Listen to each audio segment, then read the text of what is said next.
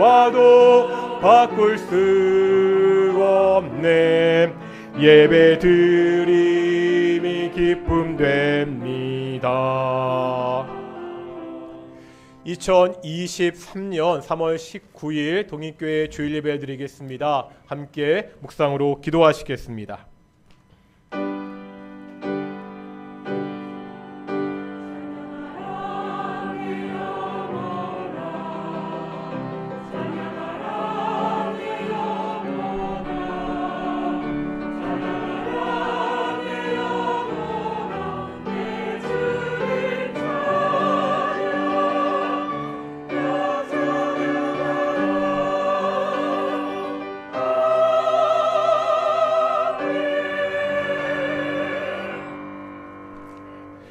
사도신경으로 우리의 신앙을 고백하시겠습니다. 나는 전능하신 아버지 하나님 천지의 창조주를 믿습니다. 나는 그의 유일하신 아들 우리 주 예수 그리스도를 믿습니다. 그는 성령으로 잉태되어 동정녀 마리아에게서 나시고 본디오 빌라도에게 고난을 받아 십자가에 못 박혀 죽으시고 장사된 지 사흘 만에 죽은 자 가운데서 다시 살아나셨으며 하늘에 오르시어 전능하신 아버지 하나님 우편에 앉아 계시다가 거기로부터 살아있는 자와 죽은 자를 심판하러 오십니다. 나는 성령을 믿으며 거룩한 공교회와 성도의 교제와 죄를 용서받는 것과 몸의 부활과 영생을 믿습니다. 아멘. 함께 찬양하시겠습니다. 찬송가 89장입니다. 찬송가 89장 함께 찬양하시겠습니다.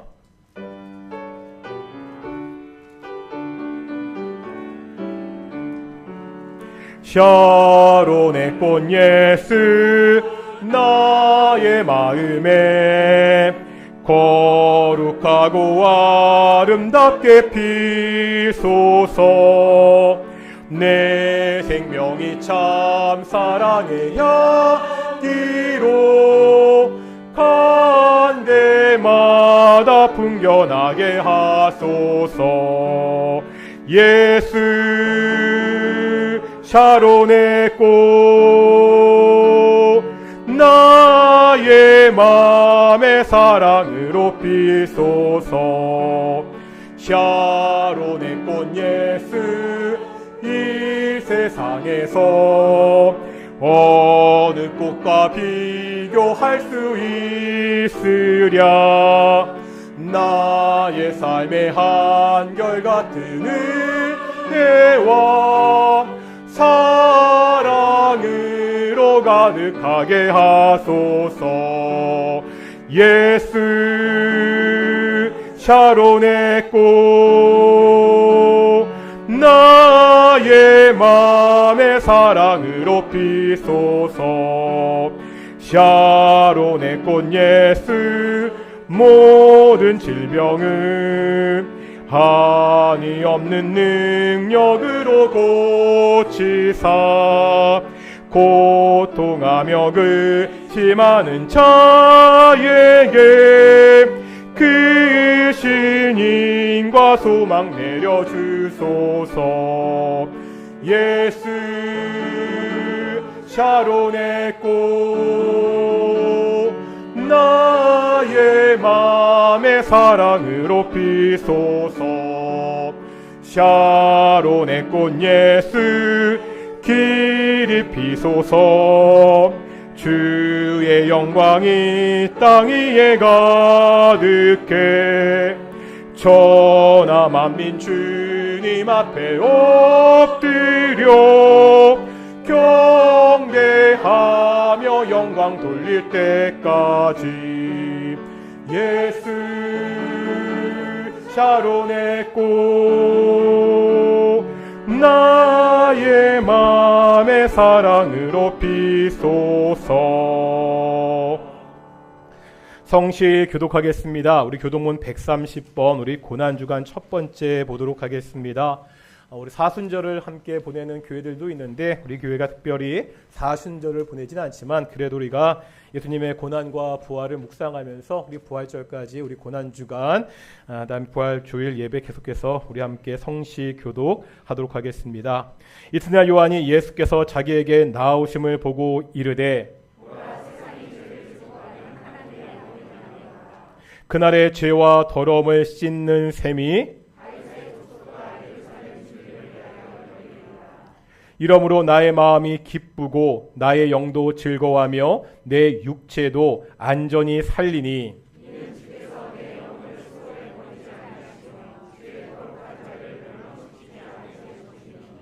주께서 생명의 길을 내게 보이시리니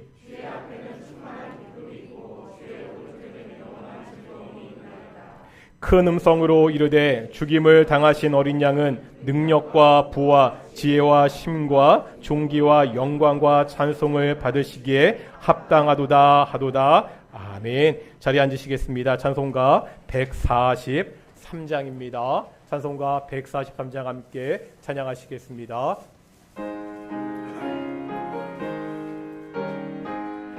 웬 말인가 날 위하여 주 돌아가셨나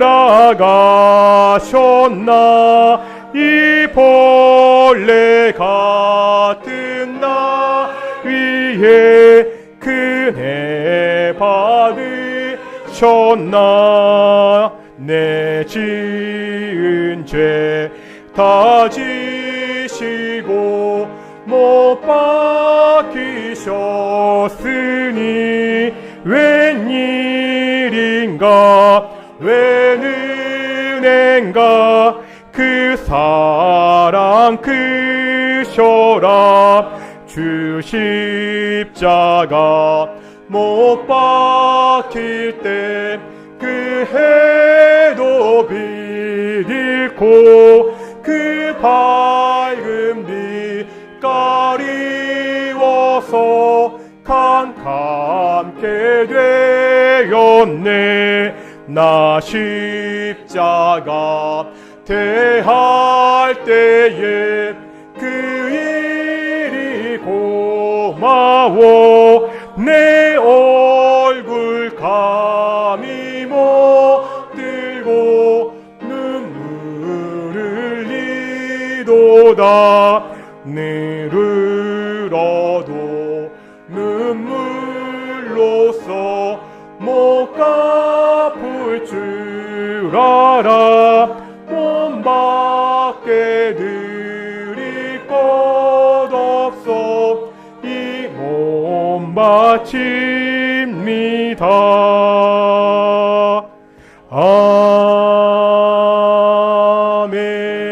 아멘. 예배를 위해서 백충룡사님 나오셔서 기도하시겠습니다.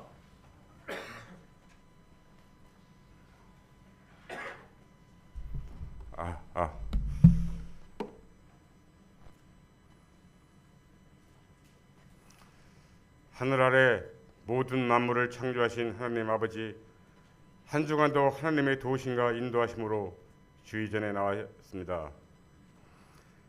오늘도 저희들의 경배와 찬양을 기쁘게 받아 주옵소서.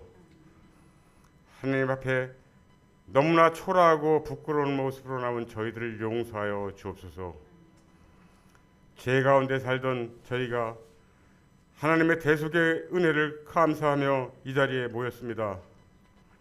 하나님, 이 시간을 통하여 예수님을 만나고 크고 놀라운 사랑을 깨닫는 복된 시간 되게 하옵소서. 이 나라를 위하여 기도합니다. 코로나로 지속된 삶과 전쟁과 강대국 사이에서 경제 외교적으로 많은 어려움에 처해 있는 게 이 나라의 현실입니다. 아버지, 지금까지 이 나라를 지키시고 인도하신 것처럼 대통령을 비롯하여 모든 위정자들에게 지혜를 허락하시고 나라 간 화평을 이루어 살아갈 수 있도록 인도하여 주옵소서. 저의 교회를 사랑하시는 하나님 감사합니다. 이곳에 교회를 세우시고 지금까지 분케 하심에 감사합니다. 코로나로 인하여 침체된 예배가 2023년 다시 한번 부흥의 불길이 타오르는 한 해가 되게 하옵소서. 특별히 나날이 줄어가는 어린 자녀들을 위하여 힘써 예수님을 전도하고 다음 세대를 위하여 주역으로 성장할 수 있도록 책임을 다하는 교회가 되게 하옵소서. 성도 간 기도와 사랑으로 교제하기 힘쓰며 가정과 일터 자녀에게도 감사와 축복이 넘쳐나게 하옵소서. 주님의 몸된 교회를 위하여 헌신하는 일꾼들이 있습니다. 저들의 수고가 더해질 때마다 신령한 주연을 맛보게 하옵소서. 이 시간 복음을 전하시는 목사님, 영육간에 강건하게 붙잡아 주시고 말씀을 듣는 저희 모든 신도들 주님의 큰 은혜를 깨닫는 귀한 시간 되게 하옵소서. 복된 찬양을 올려드리는 찬양을 기쁘게 받아 주옵시고 듣는 모든 신도들에게 큰 은혜 내려 주옵소서. 모든 영광을 하나님께 돌리며 예수님 이름으로 기도드립나이다.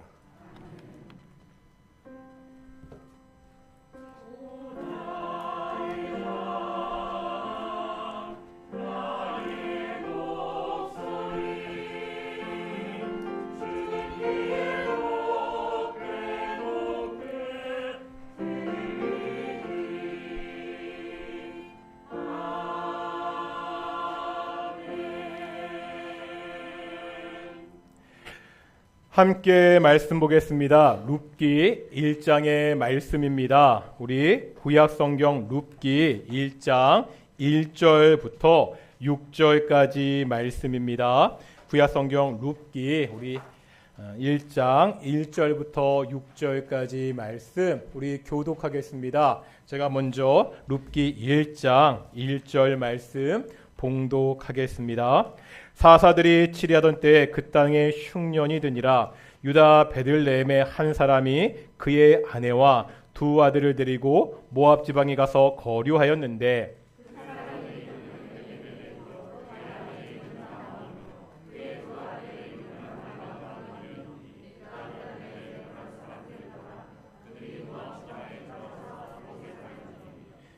나오미 남편 엘리멜렉이 죽고 나오미와 그의 두 아들이 남았으며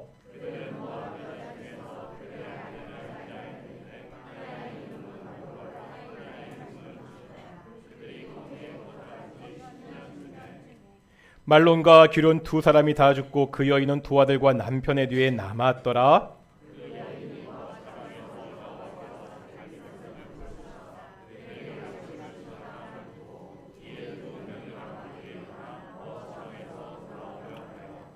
아멘. 이 시간 갈릴리 찬양대 찬양으로 하나님께 영광 돌리시겠습니다.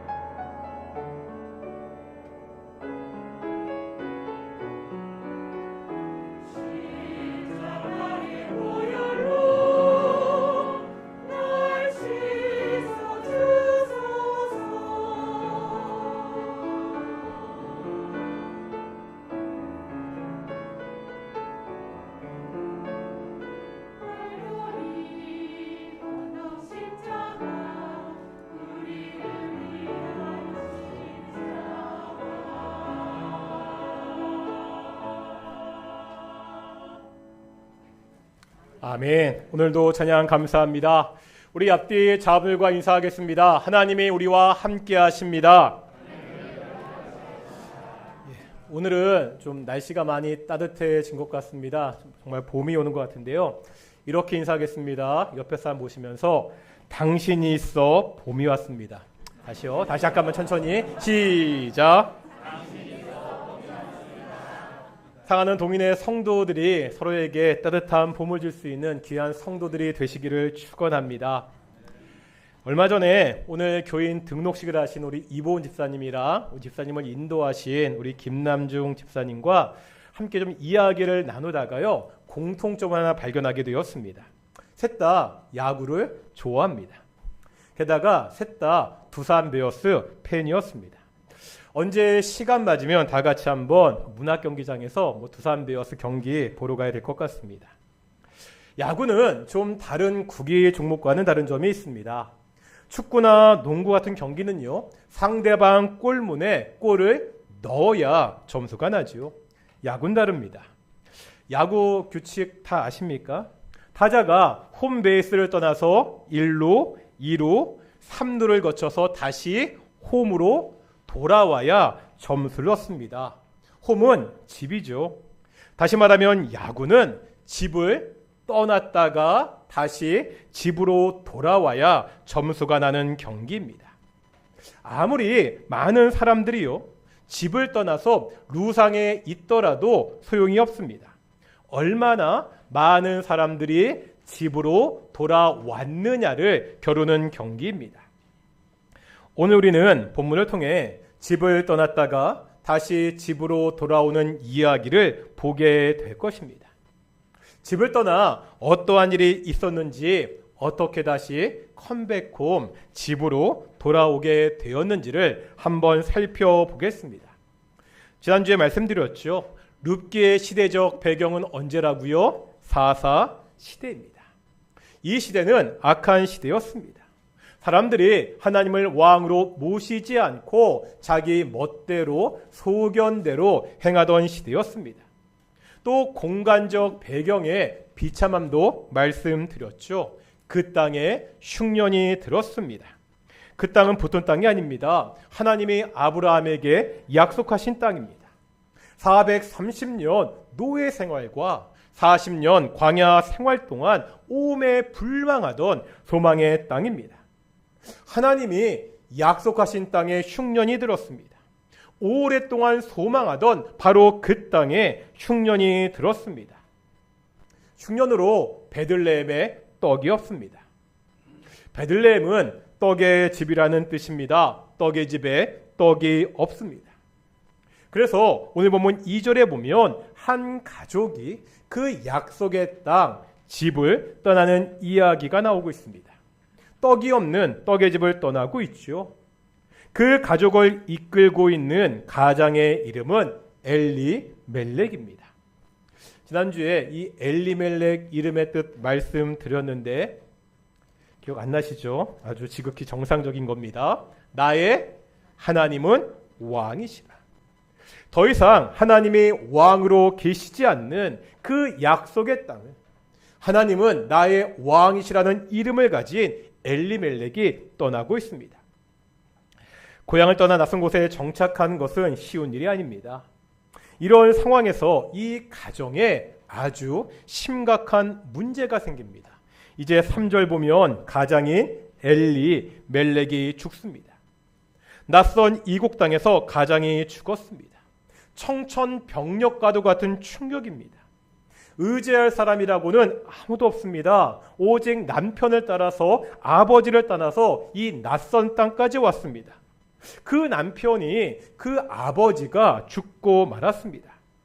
그러면서 이제 이야기의 초점이 엘리멜렉에서 나오미로 바뀌고 있습니다. 2절에 나오는 사람의 소개를 볼까요? 이렇게 되어 있습니다. 그 사람의 이름은 엘리멜렉이요 그의 아내의 이름은 나오미요. 지금 엘리멜렉을 중심으로 설명하고 있죠. 근데 3절 보겠습니다. 바뀌고 있습니다.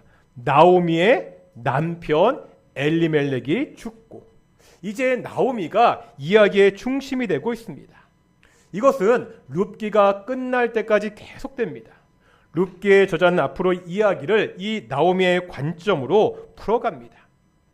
남편의 죽음으로 이제 나오미와 두 아들만이 남았습니다. 여기에 또 이름에 아이러니가 있습니다. 이 나오미라는 이름은요, 그 뜻이 나의 즐거운 자라는 뜻입니다. 두 아들이 있죠. 그 아들 중에서 말론의 이름은 병든이고요, 기료는 약한입니다. 지금 나의 즐거운 자가 병들고 약한 자와 남아 있습니다. 앞으로 또 다른 불행한 일이 일어날 것을 암시하고 있습니다. 남편이 떠나고 나오미는 최선을 다해 살았습니다. 아직 두 아들이 있기에 그들을 바라보며 열심히 살았습니다. 이제 4절에 보니까 그들을 잘 키워서 장가까지 보냈죠. 남편 없이 나오미 혼자서 거기까지 한 것입니다. 간혹 TV에서 억척스러운 우리네 어머니를 보게 됩니다. 젊은 날에 남편을 잃고 과부가 되었습니다. 혼자 힘으로 억척스럽게 자식들을 공부시키고 결혼까지 시킵니다. 자기는요, 옷 한 벌 제대로 입지 못하고요, 먹고 싶은 거 제대로 먹지 못하면서 키웠습니다. 그 어머니의 기쁨 무엇이겠습니까? 이제 결혼한 자식들이 행복하게 사는 것을 보는 것입니다. 그것으로 그 모진 고통을 다 잊을 수 있습니다. 오늘 본문의 나오미는 마치 우리네 억척스러운 어머니와 같습니다. 이게 드라마라면 보통 여기서 끝이 나죠. 모진 고생을 이기고 이제 다 행복하게 살았더라, 해피 엔딩입니다. 하지만 나오미는 그렇지 않습니다. 불행이 계속됩니다. 아들들의 이름이 암시하고 있던 또 다른 불행이 벌어지죠. 그게 5절입니다. 5절에 보니까 어떤 불행이 닥치죠? 말론과 기럨 두 아들도 죽고 말지요. 남편이 죽고서 의지하며 살았던 그 두 아들이 죽었습니다. 남편을 잃고서 오직 두 아들만 바라보며 살았습니다. 이제 겨우 장가 보냈고요, 삶이 안정되나 싶었습니다. 그런데 그 아들마저 죽었습니다. 왜 죽었는지, 어떻게 죽었는지 룻기의 저자는 관심이 없습니다. 다만 나오미가 처한 현실을 담담하게 묘사하고 있습니다. 나오미의 이름조차 거론되지 않습니다. 5절에 보면 이렇게 말합니다. 그 여인은 두 아들과 남편의 뒤에 남았더라. 지금 1절부터 5절까지 5절이잖아요. 짧은 절입니다. 이 짧은 절 안에 나오미의 불행이 숨가쁘게 닥치고 있습니다. 한번 정리해 볼까요? 살던 땅에 흉년이 들었습니다. 너무 심각해서 정들었던 고향을 사람들을 떠나야 했습니다. 그래도요, 흉년은 견딜만 합니다. 자연 현상이야 시간이 지나면 다시 바뀔 수 있습니다. 땅도 사람들도 처음에는 낯설지만 살다가 보면 이럭저럭 적응하며 살 수 있습니다. 그런데 어떤 일이 벌어진다고요? 믿고 따라왔던 남편이 죽고 맙니다. 사방이 무너지는 것 같습니다. 남편을 따라 죽고만 싶습니다. 마음은 그래도 그럴 수 없지요. 왜? 두 아들이 있기 때문입니다. 이 두 아들을 위해서라도 이를 악물고 살아야 됩니다. 그래서 살았습니다. 아이들도 다 커서 장가까지 보냈습니다. 그런데 또 불행이 닥칩니다. 유일한 삶의 소망이었던 아들들마저 죽었습니다. 나오미는 가슴에 아들을 묻었습니다. 성경에서 말하는 가장 약한 자가 누구입니까? 고아와 과부입니다. 이 사람들은 아무런 보호를 받을 수 없기 때문입니다. 당시는 오늘날과 같은 복지 개념이 없었습니다. 사회 안전망이 구축되어 있지 않은 시대입니다. 나오미는요, 이러한 시대에 자신을 돌볼 자식 하나도 없이 과부가 되었습니다. 이것은 절망적인 상황입니다. 물론 남아있는 사람들이 있긴 하지요. 누가 남아있어요? 두 며느리가 있습니다. 하지만 이 두 며느리는 당장 나오미에게 별 도움이 되지 않습니다. 왜죠? 그들 역시 나오미와 똑같은 과부의 따름입니다. 그러기에 5절에 보면 이 며느리들에 대한 언급조차 없는 것을 우리가 볼 수 있습니다. 도대체 왜 나오미에게 이런 불행이 연속해서 닥치고 있습니까? 흉년에서 시작해서 남편의 죽음, 아들의 죽음까지 연속해서 나타나고 있습니다. 정말로 아무것도 남아있지 않습니다. 누군가에게 불행한 일이 생기면 쉽게 판단하는 사람들이 있습니다. 뭔가 잘못이 있어서 저렇게 되었다는 거죠. 고난의 원인을 도덕적으로 설명하려고 합니다. 쉽게 말하면 죄가 있어서 저런 일을 당했다고 이야기합니다. 먼저 나오미의 남편을 보겠습니다. 엘리멜렉은 하나님이 약속하신 땅인 가나안 땅을 떠났습니다. 약속의 땅을 떠나서 이방 땅인 모압에 거주합니다. 이것이 잘못이라고 말합니다. 나오미의 두 아들은 어떻습니까? 모압 여인과 결혼을 했습니다. 모압 여인은 이방 여인입니다. 이방 결혼을 했기 때문에 죽었다고 말합니다. 다시 말하면 약속의 땅을 떠나서 이방 결혼을 해서 이런 불행이 닥쳤다는 거죠. 모든 불행의 원인을 죄에서 찾습니다. 이런 시각을 오늘날 교회 안에서도 볼 수가 있습니다.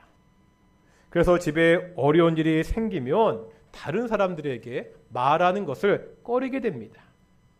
교회는 어려운 일이 생기면 서로 위로하고 기도해 주는 것입니다. 그런데 혹시나 다른 사람들이 자신의 어려운 일, 불행을 보고 흉볼까 두려워합니다. 도대체 무슨 죄를 지어서 저런 일이 생긴 거야? 이런 말들이 돌까봐 쉬쉬합니다. 오늘 본문 다시 한번 보실까요? 성경에 죄에 대한 언급이 없습니다. 약속을 떠난 그 행동이, 이방 여인과 결혼한 그 행동이 죽음의 원인이 되었다는 설명이 전혀 나타나 있지 않습니다. 불행과 재난과 이 비극이라는 것이 언제나 죄의 결과는 아닙니다. 물론 죄 때문에 어려움이 생길 수도 있습니다. 그것도 하나님께서 그 죄에서 돌이키시려는 그러한 교육적 목적입니다. 하지만 항상 그런 것은 아니라는 거죠. 우리가 욥기를 보면 잘 알 수 있습니다. 지금 나오미에게 왜 이런 고난과 비극이 닥쳤는지 그 원인은 알 수가 없습니다. 다만 한 가지요, 분명한 사실이 있습니다. 이 재난과 이 비극의 상황 속에 남아있는 사람이 있다는 거지요. 3절에 보면 나오미와 그의 두 아들이 남았으며 말하고 있습니다.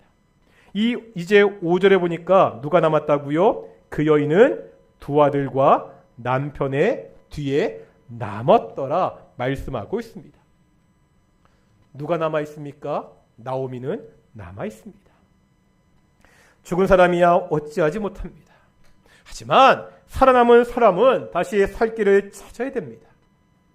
도저히 빠져나올 수 없을 것 같은 이 불행의 미로에서 헤쳐나와야 됩니다. 때로요, 우리 삶 가운데 이해할 수 없는 어려움들이 닥칠 수 있습니다. 자신이 감당하기에는 너무나 벅찹니다. 혼자서 어두운 방 안에서 눈물을 지으며 탄식하는 때도 있습니다. 가족들도, 그렇게 친하던 친구들조차 아무런 도움이 되지 못합니다.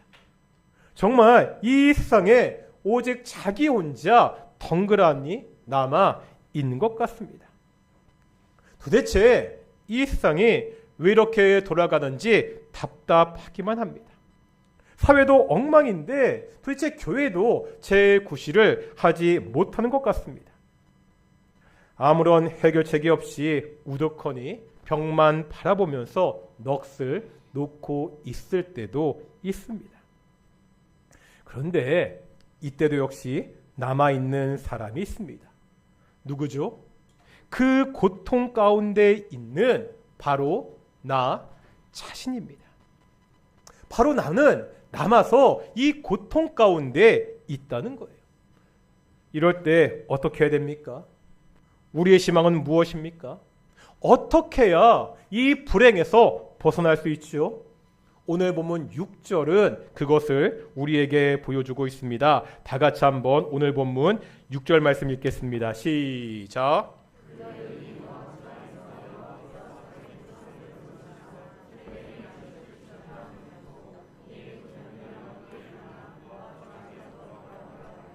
아멘.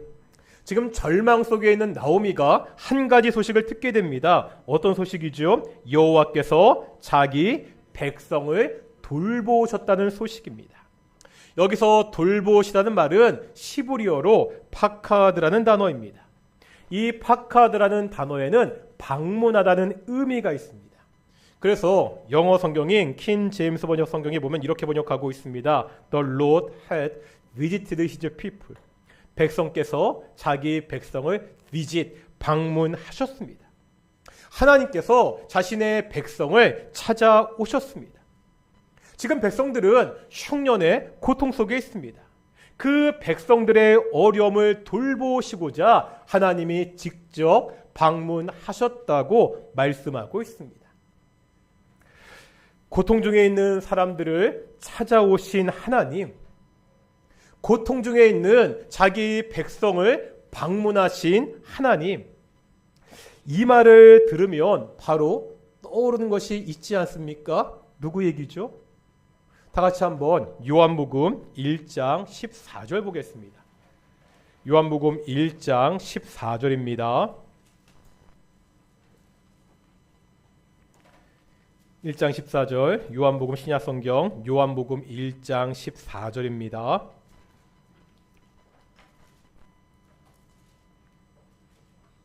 같이 읽겠습니다. 시작. 말씀이 육신이 되어 우리 가운데 거하심에 우리가 그의 영광을 보니 아버지의 독생자의 영광이요 은혜와 진리가 충만하로다.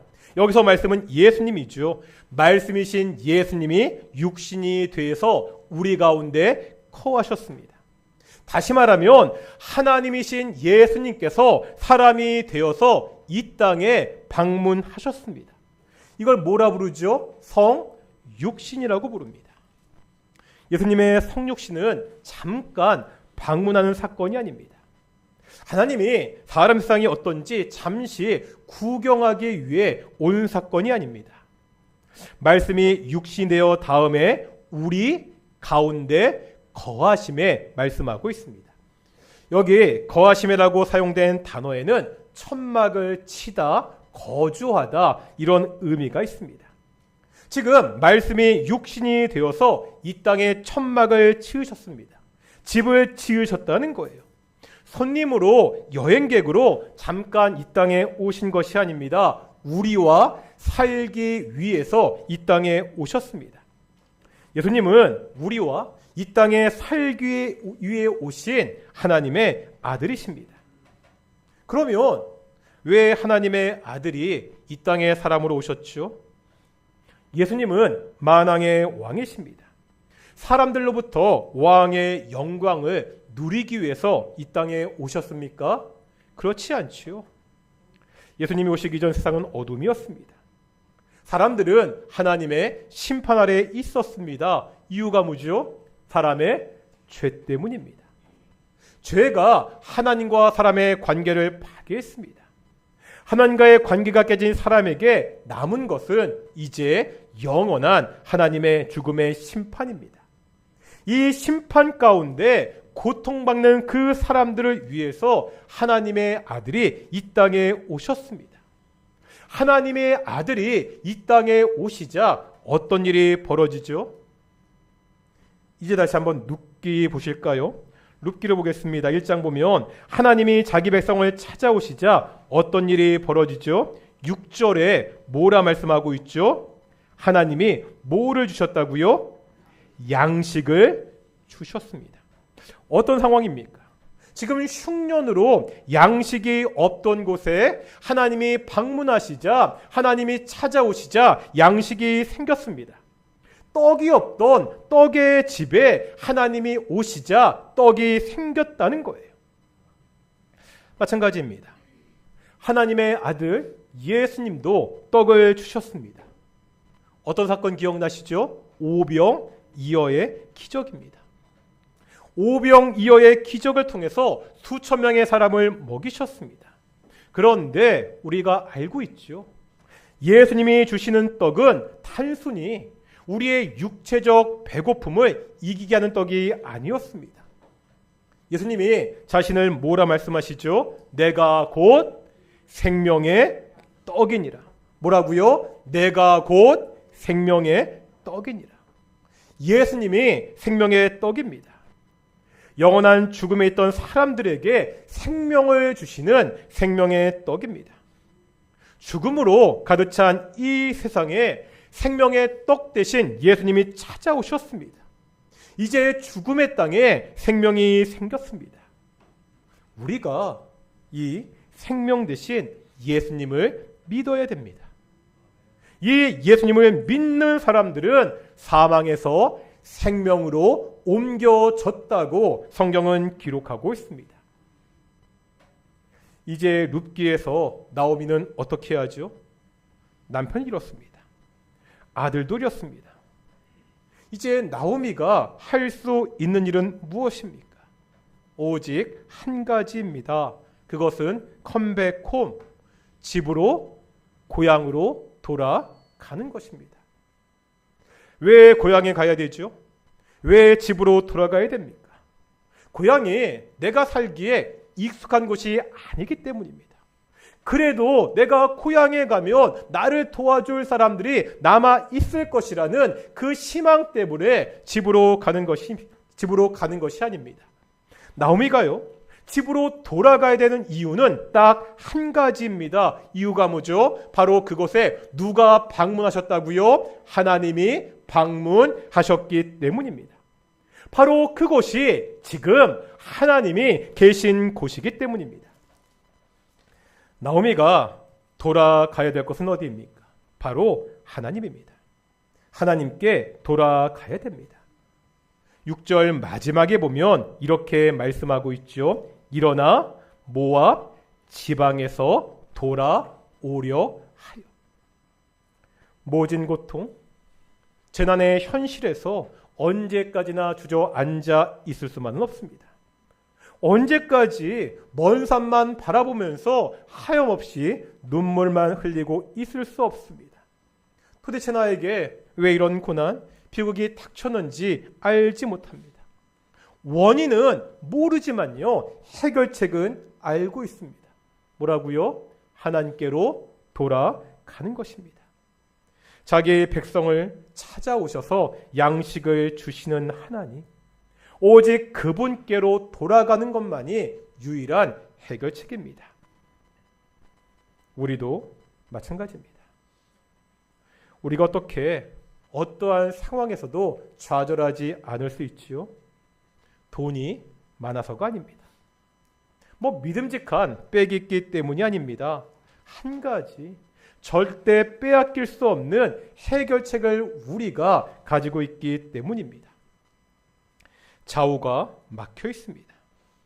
앞뒤도 꽉 막혀 있습니다. 도무지 사방이 막혀서 어찌할 바를 모르겠습니다.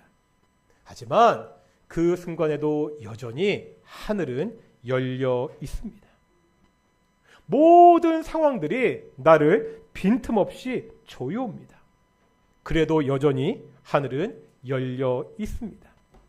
내가 돌아갈 수 있는 집이 있다는 거죠. 바로 하나님입니다. 양식을 주시는, 생명을 주시는 그 하나님께 돌아가는 것이 우리의 유일한 희망입니다. 마지막으로 야구 이야기 한번 더 하겠습니다. 루상의 주자가 나갔잖아요. 그 주자는 혼자 힘으로 돌아올 수 없습니다. 물론 도우로 하면 되거든요. 하지만 너무 위험 부담이 큽니다. 어떻게 해야 되죠? 뒤에 있는 타자가 안타를 쳐야 됩니다. 다시 말하면 다른 사람들이 도와줘야 집으로 돌아올 수 있습니다. 마찬가지라는 거죠. 혼자서 하나님께 돌아오는 것은 쉽지 않습니다. 그러기에 교회가 필요합니다. 그러기에 옆에 있는, 지금 내 옆에 있는 그 신앙의 지체들이 필요합니다. 나 혼자만 하나님께 돌아가는 것이 아닙니다. 주변에 약한 사람들의 손을 붙잡고 우리가 함께 하나님께 가야 됩니다. 앞으로 룻기의 말씀을 통해서 집으로 돌아가는 것을 도와주는 사람들의 모습을 계속해서 살피게 될 것입니다. 어떤 상황에서도 하나님께 다시 한번 돌아가는 성도들이 되시기를 축원합니다. 약한 사람들의 그 손을 함께 꼭 붙잡고 함께 집으로 돌아가는 우리 동인교회가 되기를 축원합니다. 우리 찬송가 280장 천부여 의지 없어서 찬양하시면서 함께 기도하며 나아가겠습니다.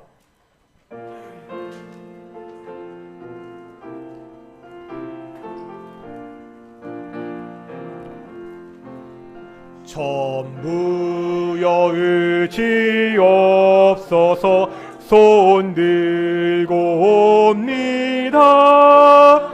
주 나를 외면하시며 나 어디 가리까. 내 죄를 씻기 위하여 피 흘려 주시니 곧 되게 한 마음으로 주 앞에 옵니다. 처음부터 계신 주께서 영죽을 죄인을 보혈로 구해 주시니 그 사랑 한없네.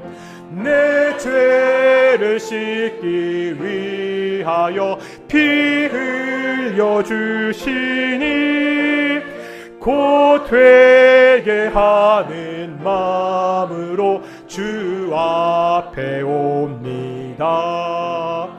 나 예수 의지함으로 큰 권능 받아서 주님께 구한 모든 것을 얻겠습니다. 내 죄를 씻기 위하여 피 흘려 주시니 곧 되게 하는 마음. 함께 다시 한번 찬양하겠습니다. 천부여 의지 없어서, 천부여 의지 없어서 손 들고 옵니다. 주 나를 외면하시며 나 어디 가리까. 내 죄를 씻기 위하여 피 흘려 주시니 곧 되게 하는 마음으로 주. 다시 한번 찬양할 때 우리 반주 없이 찬양하겠습니다.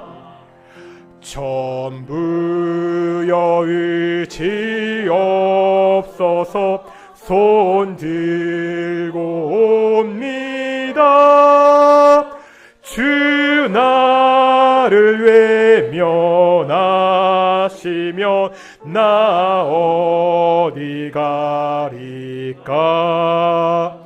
내 죄를 씻기 위하여 피 흘려 주시니 곧 되게 하는 마.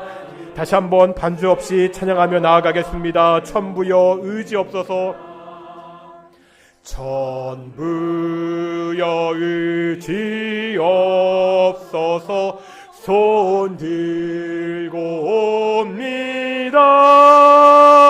주 나를 외면 떠나시면 나 어디 가리까.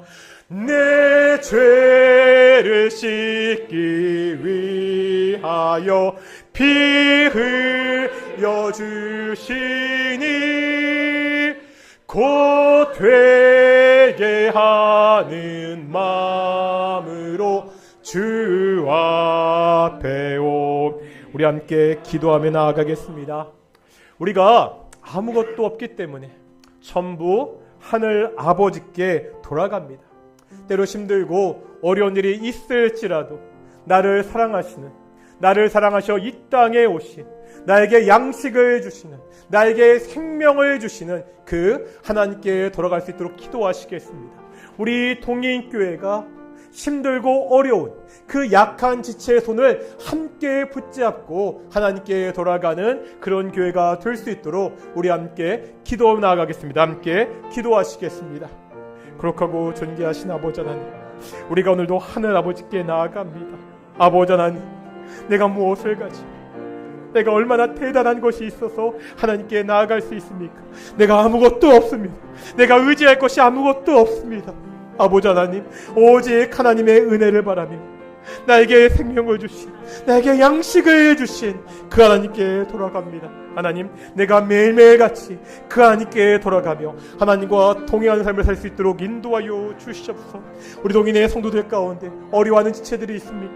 힘들어하는 지체들이 있습니까? 가정에 문제가 있는 그 지체들이 있습니까? 하나님, 그 문제를 껴안고 그 아픔을 껴안고 주저앉아 있는 것이 아니라 다시금 일어나 하나님께 돌아가는 귀한 성도들이 될 수 있도록 인도하여 주시옵소서. 우리 통인교회가 그 약한 지체들의 손을 붙잡고 하나님께 함께 돌아갈 수 있는 약한 지체들이 이 동인교회 공동체를 통하여 함께 힘을 얻고 교회로 돌아갈 수 있는 그런 교회가 될 수 있도록 인도하시고 주께서 축복하여 주시옵소서. 우리 동인교회 정말 하나님을 바라보는 귀한 교회 될 수 있도록 인도하여 주시옵소서. 거룩하고 존귀하신 아버지 하나님, 감사드립니다. 부족합니다. 연약합니다. 때로 의지할 곳이 전혀 없는 것 같은 그럴 때도 있습니다. 하지만 그럴 때마다 우리에게 찾아서 양식을 주시는, 우리에게 생명을 주신 그 하나님께 돌아가는 성도들이 될 수 있도록 인도하여 주십시오. 우리가 하나님께 돌아가 그 하나님과 매일같이 동행하며 살아가는 귀한 성도들이 될 수 있도록 인도해 주시옵소서. 우리 통인교회 힘들어하는 지체, 여러 가지 어려운 일로 고민하는 그 지체들의 손을 함께 붙잡고 하나님께 돌아가는 귀한 교회가 될 수 있도록 인도해 주시옵소서. 예수님의 이름으로 기도드렸습니다. 아멘. 찬송가 215장 하시면서 우리 헌금 찬양하시겠습니다. 215장입니다.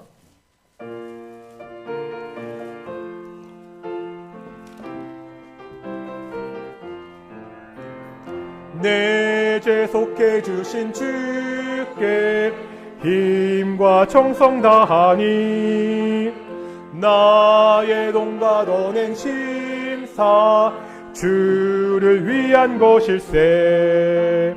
내게 있는 모든 것을 주를 위해 바치리. 내게 있는 모든 것을 오늘은 4절 하겠습니다. 4절입니다. 신기하고 놀라워라 영광스러운 왕의 왕, 나를 친구 삼아 주사 편히 쉬게 하시네. 주의 날개 부 아래 영원한 식 얻겠네. 주의 날개 아래 영원한 식 얻겠네.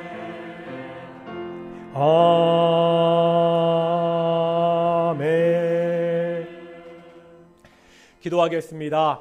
사랑과 은혜가 충만하신 아버지 하나님, 감사드립니다. 오늘도 우리가 하나님께 나와 하나님께 예배하며 하나님의 은혜의 말씀을 듣고 우리의 삶을 결단케 하심을 정말로 감사드립니다. 매일매일 같이 우리와 함께 하시고 동행하시는 그 하나님께 감사한 마음을 가지고 우리가 작은 예물을 봉헌했습니다. 아버지 하나님, 우리 동인의 성도들 삶 가운데 그 가정마다 항상 감사가 넘치게 주시옵소서. 어려운 문제가 있더라도 오직 그 문제를 가지고 하나님께 돌아가는 가정, 하나님께서 그 문제에 개입하셔서 그 문제를 해결해 주는 귀한 가정이 될 수 있도록 인도해 주시옵소서. 우리 동인의 가정들마다 아직까지 이 생명의 떡 대신 예수님을 알지 못하는 우리 가족들이 있습니다. 하나님, 그 가족들 가운데 우리를 찾아오신 생명의 떡 대신 예수님을 함께 믿고 함께 믿음을 가지고 함께 예배할 수 있도록 인도하시고 주께서 축복해 주시옵소서. 감사드립니다. 이 모든 말씀 예수님의 이름으로 기도드렸습니다. 아멘. 이렇게 인사하겠습니다. 우리 함께 하나님께 갑시다. 예. 몇 가지 광고 말씀 있는데 우리 광고 말씀 드리기 전에 우리 한 가지 좀 할 게 있습니다.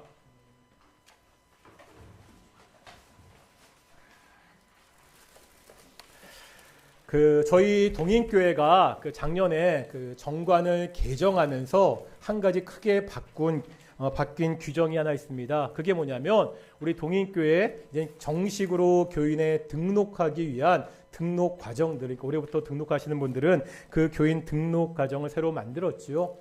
10주 이상 예배에 출석하셔야 되고요. 그 교회에서 정한 또 저와 특별한 면담을 통해서 특별한 교육 과정을 다 이수하셔야 면담 과정을 거쳐야 우리 정식으로 교인이 등록될 수 있도록 그렇게 절차를 바꾸었습니다. 이런 절차를 만든 것이 사람을 잘라내고 가려내기 위한 것이 아닙니다. 어린 왕자에 보면 그런 말 있잖아요. 길들인다. 이게 뭐죠? 서로 관계를 맺어가는 거죠. 우리 새로 나오신 성도들이 우리 동인교회에 길들여지는 그런 과정이 있었으면 좋겠고, 또 담임 목사와 함께 공부하고 대화하는 과정을 통해서 서로 관계가 생기고 길들여가는 과정들이 필요하다고 생각해서 그러한 과정들을 만들었거든요.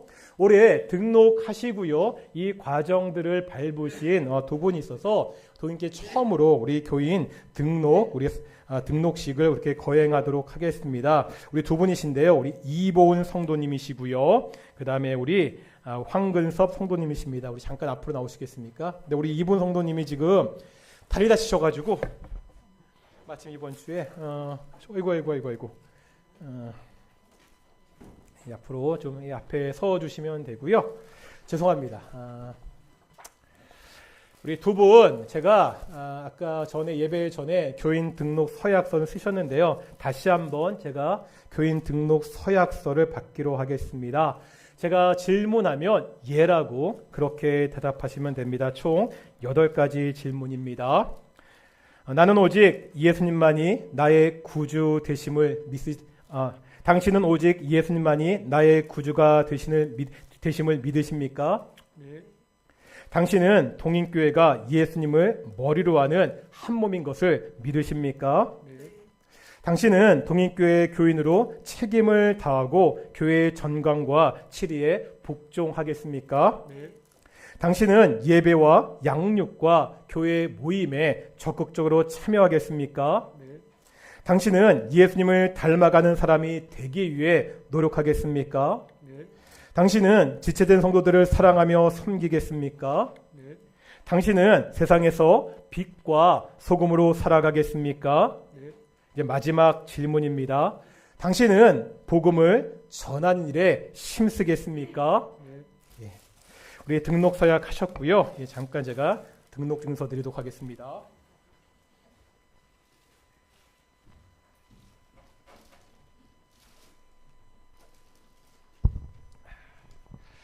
교인 등록증서 2023-1호 이름 이보은. 유의 사람은 본교회 교인 등록 과정을 성실하게 마쳤기에 이 증서를 수여합니다. 주 2023년 3월 19일 대한예수장로회 동인교회 담임목사 김덕조.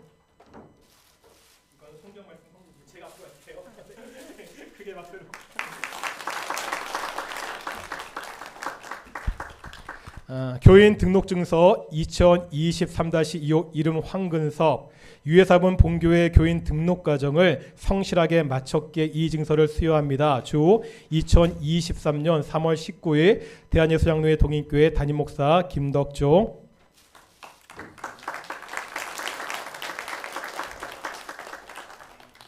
잠깐 뒤돌아서시고요. 우리 선교회에서 준비하신 선물을 좀 드렸으면 좋겠고요. 예. 우리 선교회 회원으로 새서 오셨기 때문에 예, 박수로 우리 마리아 선교회 오늘 회장님 못 오셔서 아니 왜 루슨교에서 나오셨죠? 예, 크게 박수로 환영하겠습니다. 이제 우리 이보은 성도님, 황근섭 성도님 우리 동인교회 정식으로 등록교인 되셨습니다. 정말 감사드리고요. 특별히 황금석 성도님은 사실 저희 교단 강도사님으로 사역하셨습니다. 우리 이한나 전도사님의 부군되시고요. 그런데 지금은 다른 뜻이 있어서 교회 사역하지 않고 사회복지에 사역하고 계시거든요. 앞으로 동인교회에서 함께 신앙생활 잘할 수 있도록 도와주시고요. 우리 두 분 우리 차렷 인사 좀 크게 한 박수 드리겠습니다. 차렷 인사. 예, 감사합니다. 들어가셨으면 좋겠습니다. 아이고. 하필 오늘 나주셔가지고 이번 주에 예. 두 분 끝나시고 사진 한 장 찍으시죠 저랑. 동인교회 작년부터 계속 기도하는 기도 제목이 있습니다. 날마다 구원받는 사람을 더하게 달라고 기도하고 있는데 이렇게 오늘 두 분 교인 등록 서약식을 한 것처럼 우리 동인교회 올해 2023년 많은 성도들이 함께 좀 참여하셨으면 좋겠고 많은 새가족들이 와서 우리 동인교회 함께 등록하는 귀한 시간 되었으면 좋겠습니다. 2023년 제자훈련, 사역자훈련 오늘까지 마지막으로 훈련 신청서 받겠습니다. 일단 지난 수요일부터요 우리 사역자훈련을 시작했고요. 제자훈련 이제 한 팀이 이번 주부터 시작하게 되는데 혹시 다른 분들도 그 마음이 있으신 분들은 제가 말씀드렸죠. 2분 이상 시간이 맞으시면 뭐 교회 와서 공부하셔도 좋고요. 줌으로 하셔도 좋고요. 가능하니까 서로 시간 되시는 분들 시간 맞추셔서 함께 제자훈련 참여하셨으면 좋겠습니다. 신청하실 분들은 우리 밑에 있는 제자훈련 신청서를 작성하셔서 제출해 주시면 됩니다. 계속 광고 드린 대로 오늘부터 봄 대신방을 시작합니다. 오늘 예배 끝나고 세 군데 그 대신방이 있고요. 주중에도 계속해서 계획되어 있는데 신청서를 제출해 달라고 말씀드렸습니다. 이렇게 좀 익숙하지 않지만 그래도 저희가 신방 방법, 가정 방문, 교회에서 아니면 줌으로 아니면 전화로 신방 방법과 시간을 편하실 대로 하시기 위해서 그 신방 신청서를 받으니까 물론 4월 첫째 주까지 계속 진행이 되겠지만 가급적이면 오늘까지 신청서를 내주시면 시간을 조절할 수 있거든요. 오늘까지 꼭 우리 대신방 신청서를 제출해 주셨으면 좋겠습니다. 중고노의 찬양 발표회가 4월 16일 있습니다. 그 연습을 위해서 우리 지난주부터 1시에 연습을 시작했습니다. 노래 어렵더라고요. 제가 유튜브에서 그 파트 연습을 열심히 따라했는데 아직도 음을 못 잡고 헤매고 있는데 저 같은 사람도 하고 있습니다. 근데 노래가 어렵고 되게 대곡이니까 사실 우리 찬양대 갖고 왔고 인원이 모자릅니다. 우리 많은 성도들이 참여했으면 좋겠습니다. 세상이 좋아진 게 요즘은 그 찬양 연습을 집에서도 유튜브를 통해서 충분히 할 수 있거든요. 파트별로 하나하나 쳐가면서 잘 나옵니다. 그러니까 링크 해드릴 테니까 너무 걱정하지 마시고 나는 노래가 안 되면 미모가 되잖아요. 미모가 되시는 분들은 나는 노래는 안 되지만 내 미모로 하겠다. 그런 분들도 다 받을 테니까 1시까지 많은 분들이 남으셔서 우리 좀 오늘 찬양 연습 참여해 주셨으면 좋겠습니다. 계속 광고 드렸습니다. 다음 주에 우리 에스더 선교회가 주관하는 당근마켓이 있습니다. 2가지로 진행됩니다. 일단 에스더 선교회에서 몇 가지 물품을 준비하셨다고 합니다. 제가 듣기로는 식혜 만드시고 수정과 만드시고 가래떡 준비하시고 짠지라고 그랬죠. 짠지 만드셔서 그렇게 판매할 계획이고요. 그리고 우리가 작년에 했듯이 집에서 깨끗하고 좋은 물건이지만 안 쓰시는 물건들 또 옷들 있으시면 다음 주에 다 좀 갖고 오셨으면 좋겠습니다. 봄 됐잖아요. 집 정리하시고요. 집 정리하시면서 안 쓰는 물건들 좀 많이 갖고 오셔가지고 계속 작년과 똑같습니다. 모든 수익금은 다 교회 헌금에서 우리 선교 헌금이랑 특히 에스더 선교는 이번에 5월달 우리 어르신들 선물을 준비한다고 하시거든요. 그래서 다 교회 헌금하는 거니까요. 좀 물건들 좀 많이 갖고 오셔서 내가 선교 헌금한다는 마음으로 물건들 갖고 오셔서 같이 좀 서로 나누시고 판매하시고 다른 성도님들은 살 수 있는 좀 돈을 좀 준비하셔야겠죠. 그래가지고 다음 주 당근마켓 그렇게 좀 함께 진행하도록 하겠습니다.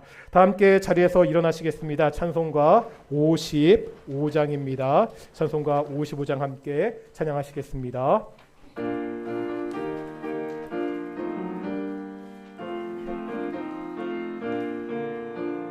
주 이름으로 모였던 우리가 지금 헤어질 때 언제나 함께 하시며 평안케 하소서. 아멘. 기도하시겠습니다. 이제는 예수 그리스도의 은혜와 아버지 하나님의 사랑하심과 성령 하나님의 인도하심과 교통하심이 오직 하나님께로 돌아가는 우리 동인의 성도들 가운데 영원히 함께 하시기를 축원하옵나이다. 아멘.